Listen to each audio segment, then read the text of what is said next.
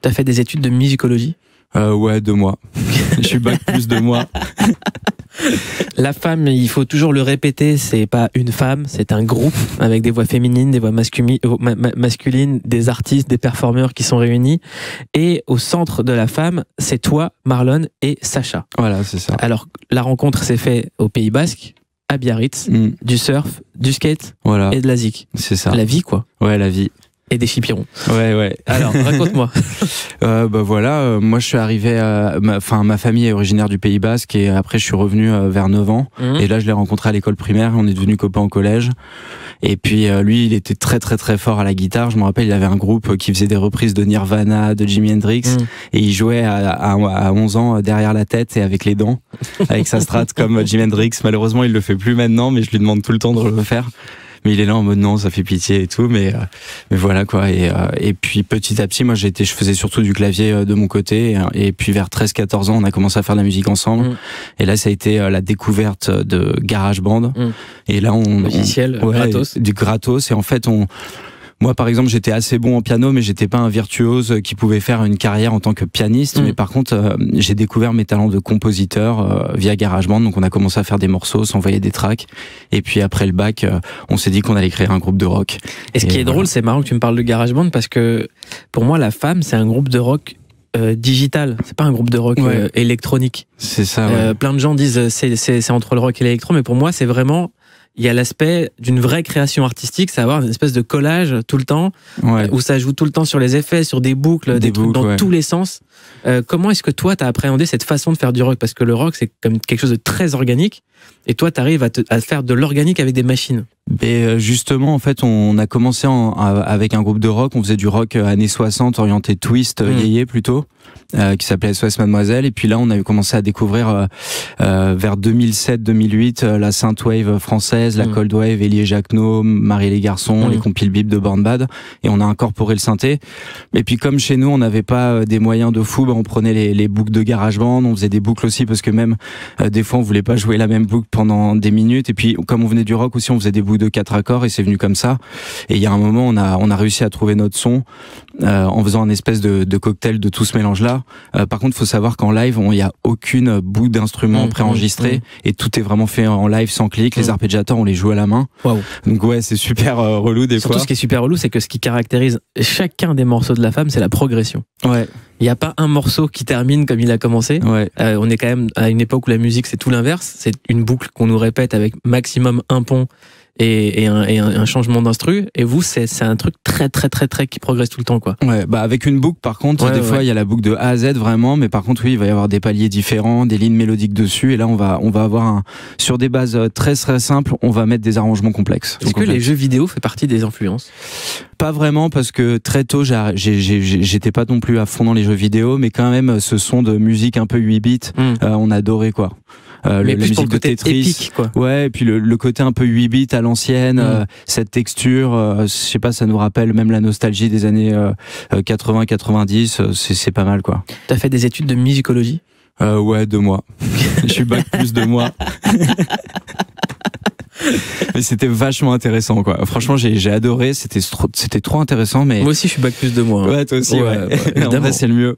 Mais après, heureusement, j'ai eu l'éclair de génie de me rendre compte que il fallait mieux que je travaille chez moi mon propre projet plutôt qu'avoir un diplôme de musicologie et apprendre tous ces trucs super intéressants. Mais à un moment, il faut se spécialiser dans ce qu'on veut faire et le faire, quoi. C'est ce qu'avait dit Dr Dre à son prof de musique. Il a dit: est-ce que t'as déjà fait un tube? Non. Ouais. T'es plus un mec qui s'en va ou un mec à qui on dit va-t'en? Avant, c'était plutôt va-t'en, quoi, et abonné au va-t'en, quoi. Donc c'est pour ça, après, ce qui était cool, c'est que quand t'es abonné au va-t'en, ça donne de la force pour faire d'autres choses. Donc je pense que c'est ça aussi qui nous a aidé à faire notre art, quoi. C'était quand et quoi le pire va-t'en? Je crois que ça a été l'un des premiers va-t'en. C'était pas le premier, mais c'était quand même l'un des premiers, mais c'était genre vers 15 ans.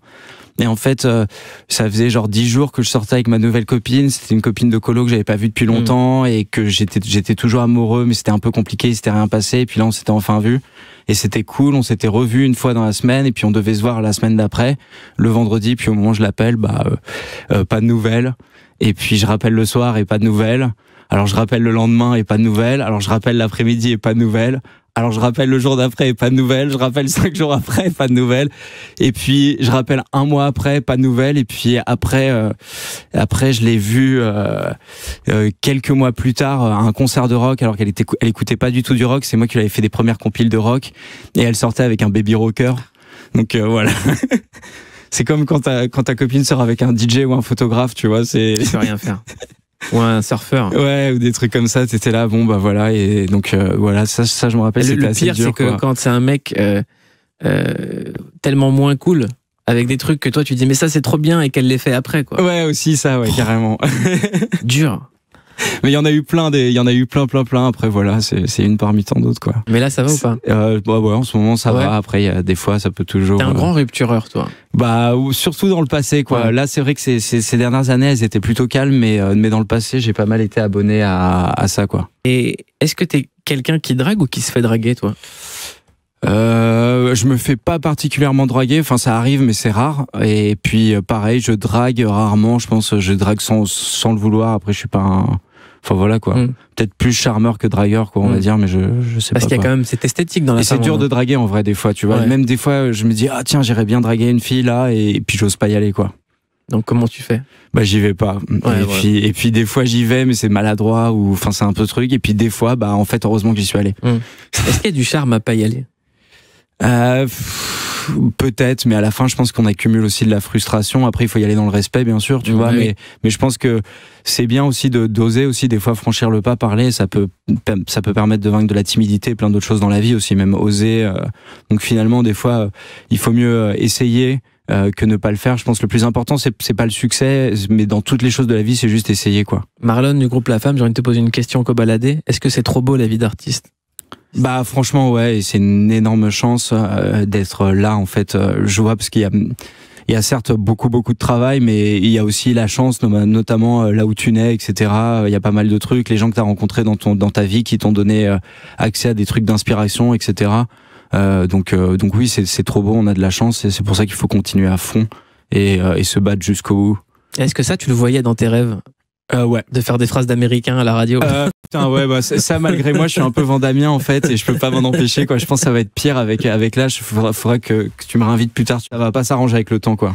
Mais moi, je parle souvent des années 20 quand je vois des trucs assez forts. Je dis, ça y est, artistiquement, on est en train d'entrer dans les années 20. Ouais. Parce que les années 10, on peut maintenant parler des années 10. Ouais. C'était un peu des années de trouble.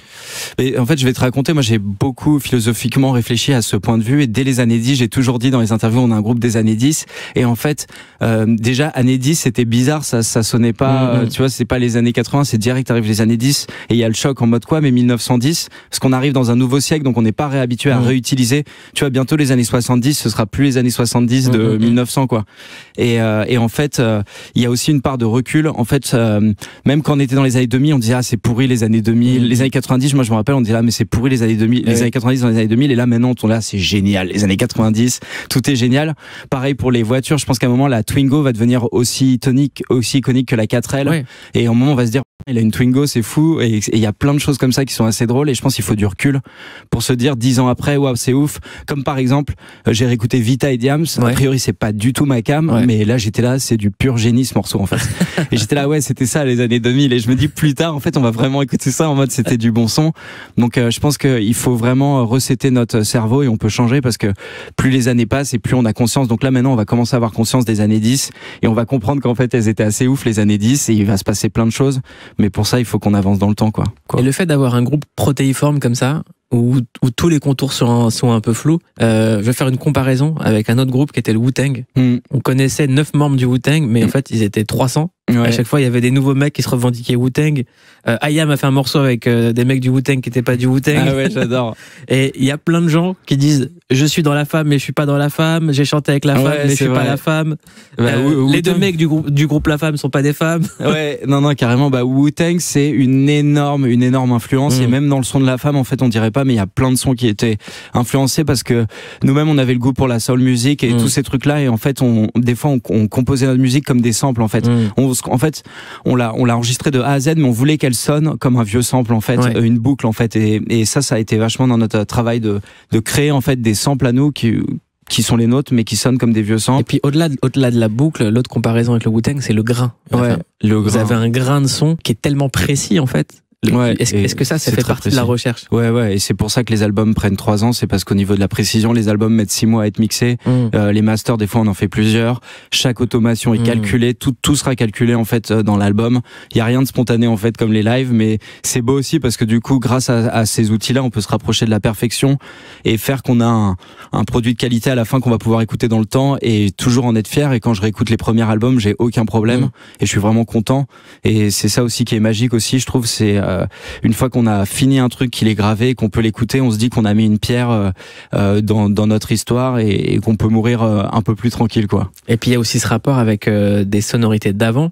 C'est-à-dire que pour filer encore avec Reza, le producteur du Wu-Tang, c'est que lui il prenait beaucoup de sonorités de la soul, ce qu'on appelait la Shaolin Soul, qui était beaucoup plus dissonante et beaucoup plus mélancolique.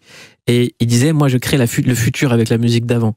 Ouais. Il avait une démarche en fait extrêmement futuriste. Ouais, bah nous pareil justement, on est beaucoup été dans le passé en fait tout le temps. Moi j'étais rockabilly, surfeur, punk, etc. Enfin plutôt rock, mais à un moment basque avant tout. Ouais, basque avant tout, corse, kabyle, belge, beaucoup d'influences aussi, du sang quoi, ouais, incroyable. Mais on a vraiment de la chance avec le recul d'habiter en 2020 parce qu'on a YouTube, on a Internet et on peut fusionner toutes ces trucs-là avec des super synthés. Maintenant en fait on s'en fout d'avoir des vieux synthés de l'époque parce qu'on a des super synthés qui reprennent les sons d'époque pareil voire mieux et qui rajoutent des effets, etc. Et il faut vraiment prendre passé et modernité, la coupler, faire un mélange et là on arrive sur le son du futur, quoi.